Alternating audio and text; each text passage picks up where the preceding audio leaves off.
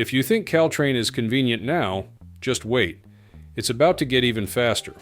A new initiative is underway that could shave valuable time off commuters' trips, but these changes aren't just a technical upgrade, they represent a shift in how the entire Bay Area moves.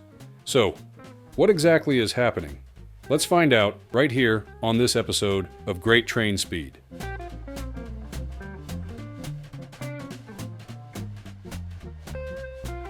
Caltrain's board of directors recently approved the fiscal year 2026 budget.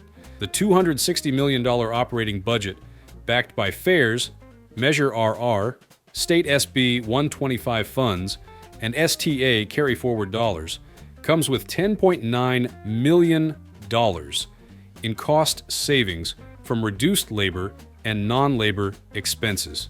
These savings were achieved without cutting service, showing Caltrain's dedication to financial discipline. Riders can still expect electrified trains every 15 minutes during peak periods and every 30 minutes at other times, weekends included. Ridership, too, is climbing.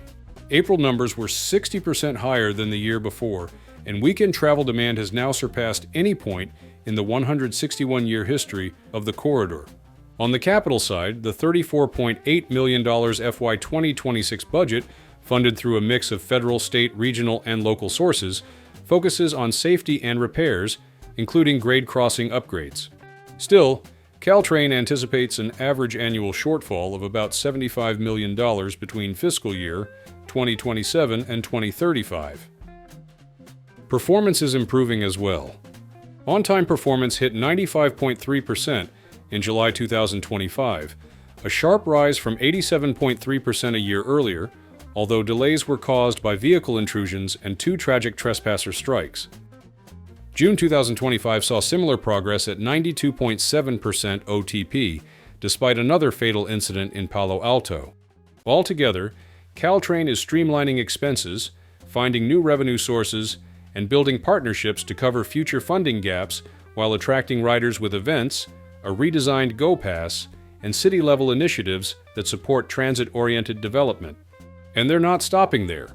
More improvements are already in motion, all designed to make your Caltrain trips smoother, faster, and more enjoyable. Imagine shorter waiting times, easier transfers, and a travel experience that feels less stressful and more reliable. As a traveler, does that make you excited about what's coming next? Drop a 1 in the chat if you're looking forward to these changes, or a 0 if you're still not convinced. Either way, we'd love to hear your thoughts.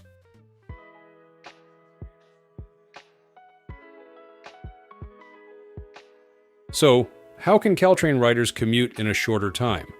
It's all thanks to the Metropolitan Transportation Commission, MTC. MTC is a regional transportation planning, financing, and coordinating agency for the 9-county San Francisco Bay Area. It plays a central role in shaping transit policy, funding infrastructure, and improving connectivity across the region's 27 public transit operators. On April 22, 2020, the MTC created a 32-member Blue Ribbon Transit Recovery Task Force to guide public transit's recovery and long-term improvements. The task force brought together state officials, legislators, transit leaders, business, labor, advocates, and community representatives. The group focused on 3 main stages. First, helping distribute $500 million in remaining CARES Act relief funds, and second, supporting transit operators in their recovery planning. Now we're moving into Stage 3, the phase focused on advancing the Bay Area's Transit Transformation Action Plan, aimed at reshaping the region's transit system into a more seamless, efficient, and rider-centered network that serves the entire Bay Area and extends beyond. The Blue Ribbon Transit Recovery Task Force drew on extensive public opinion research and input from targeted focus groups to guide its work. Through this process, members gained a clearer understanding of how people viewed transit before the pandemic, how those perceptions shifted during the crisis, and what expectations riders hold for the future. The research also amplified the voices of underserved communities and explored public support for creating a more seamless and integrated regional transit network. Overall, the findings revealed that riders place very high importance on having more direct service with fewer transfers, reliable real-time updates on vehicle arrivals, and consistent, easy-to-read maps and signage. These insights offered the task force a strong foundation for shaping a transit system that is more connected, reliable, and user-centered. The Bay Area's Big Sync is transforming how transit agencies coordinate service across the region. Launched to improve reliability and save riders time, the initiative requires agencies to update schedules twice a year, in January and August, ensuring smoother transfers for passengers who use multiple systems. The results are clear. Caltrain and BART can now synchronize late evening service at Millbrae, while others have retimed routes to cut transfer waits by 5 to 20 minutes. Regionally, coordinated schedule updates are also paying off.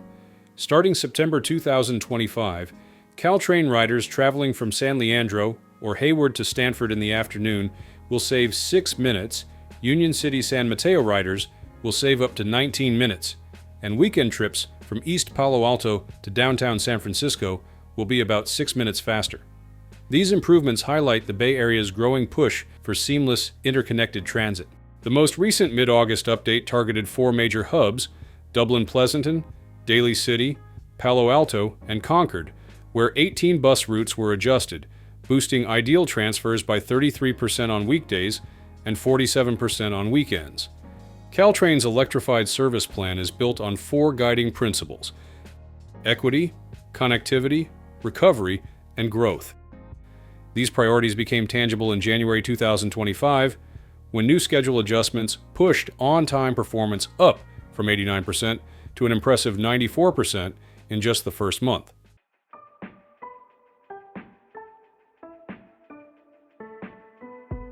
Passenger reaction to BART's upcoming August. 11 Big Sync schedule changes has been anything but uniform, revealing deep divides over how well the concept can actually serve riders in the Bay Area. On paper, the Big Sync is designed to improve regional coordination by aligning schedules across agencies, making it easier for passengers to transfer seamlessly. But for many, the reality of daily commuting paints a much different picture, one where delays, infrequent buses, and mismatched timetables combine to create frustration. A common complaint is that the system only works when BART itself runs on time. Riders explain that a single late train can unravel the whole chain of connections, especially for those relying on last-mile buses that operate infrequently. One passenger recalled missing a bus multiple times because their BART train pulled into the station just a few minutes behind schedule. The result? Waiting another hour for the next bus to arrive. It's very depressing to see the only bus on a 40-minute frequency leave 2 minutes before I get to the stop, another rider shared. Others, however, argued that holding BART trains is unrealistic. As the backbone of the region's transit network, BART carries hundreds of thousands daily, while many connecting buses serve far fewer. You can't hold a BART train for a low ridership bus, one commenter noted, stressing that smaller agencies must adapt their schedules to BART's pulse timing if the regional vision is to work. Supporters of this view pointed out that while Muni carries more passengers overall, its service is limited to San Francisco, whereas BART connects the wider Bay Area. Still, some believe the burden should not fall entirely on riders. Several passengers supported requiring buses to hold a few extra minutes for late trains, particularly as the Metropolitan Transportation Commission gains more influence over regional scheduling. They suggested that even a short delay, enough to cover 95% of trains, would prevent the demoralizing experience of watching a bus leave just before riders arrive. Others offered creative ideas, like adopting New York-style systems where bus operators are signaled when a train is due, allowing them to wait briefly for connecting passengers. Not everyone was so constructive. Some dismissed the changes outright, venting that the East Bay schedules were wrecked and that BART should have simply left things as they were. Others floated broader proposals, like extending the full-length Yellow Line to Millbrae to ensure stronger Caltrain connections. In the end, the reaction shows just how difficult it is to balance a regional vision with the day-to-day realities of commuting.